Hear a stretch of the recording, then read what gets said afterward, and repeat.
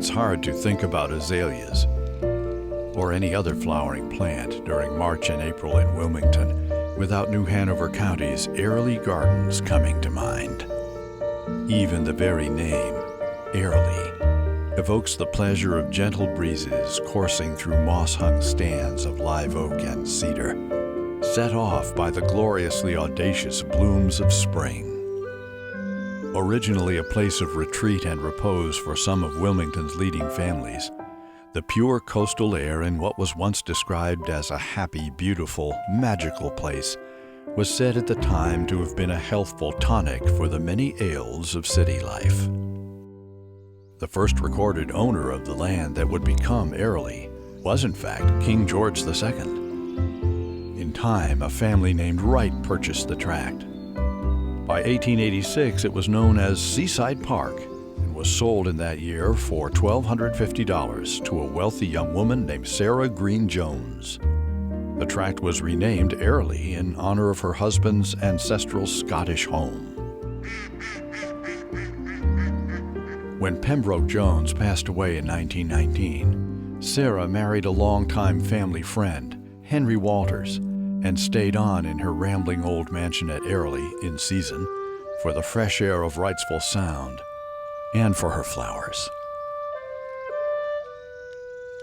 Albert Corbett, whose family owned Airlie from 1948 to 1999. It was an escape. It was a place of serenity where people could come and find a little peace and quiet among all the hubbub of a big bustling town that was growing with commerce. It was just an escape, and particularly on weekends, that families could come and relate to each other and just experience nature and its beauty. In the early days, it was mainly camellias and azaleas and the lake, and a lot of the columns and the pergola as you're seeing right now. The gardens we see today grew from lavish plantings by Sarah Jones, beginning in about 1901. Sarah preferred to improve on nature's perfection, as it were, by gently directing nature toward completion of her vision, which included a landscape of glimpses and surprises. Coming down the drive toward the house was said to have been an enchanting experience, with a view of the lake here, a brilliant grouping of azaleas there.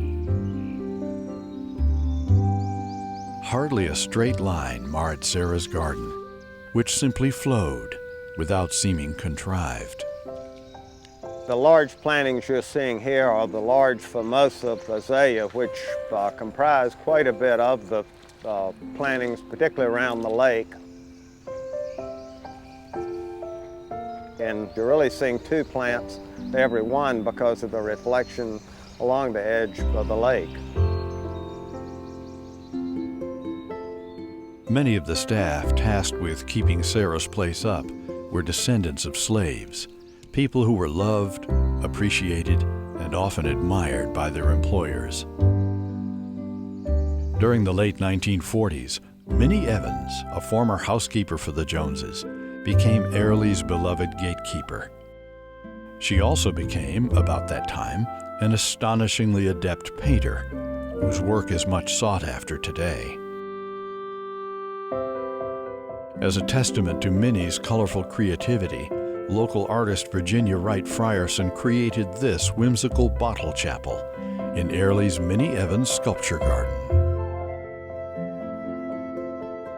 In 1948, when the estate was purchased by the Corbett family for an astonishing $150,000, Waddell A. and Bertha Barefoot Corbett became the proud new owners of a huge swath of priceless botanical wonderland, and a great swath of a house, too, that was so big even professional photographers were said to have had a hard time fitting its image into their lenses. There were 33 rooms and 11 full baths. By the time the Corbett's grandchildren were enjoying Airlie in the mid-50s, the family had dismantled the old mansion and built their own home. And that's where their grandson, Albert, along with his sisters and many cousins, congregated. Yes, what I appreciate most down here was what it meant to our family, and was a gift that just almost beyond words to explain what it really meant for us. It's just indescribable. And that was a big part of the reason that my grandparents purchased Airlie, was to bring our family together, and it certainly did that. We kids, when we would get down here, we would all gather and determine where we were going, but before I would leave, I can still remember my mother saying, now one place to stay away from is the lake. And so where do you think the first place that we would go? The Corbett family sold Airlie to New Hanover County in January of 1999. We, the owners, wanted everyone to be able to experience this as we had, and it to be their garden. The decision was made that Airlie should belong to everyone. It should be a place where they could experience what I had the pleasure and good fortune to experience.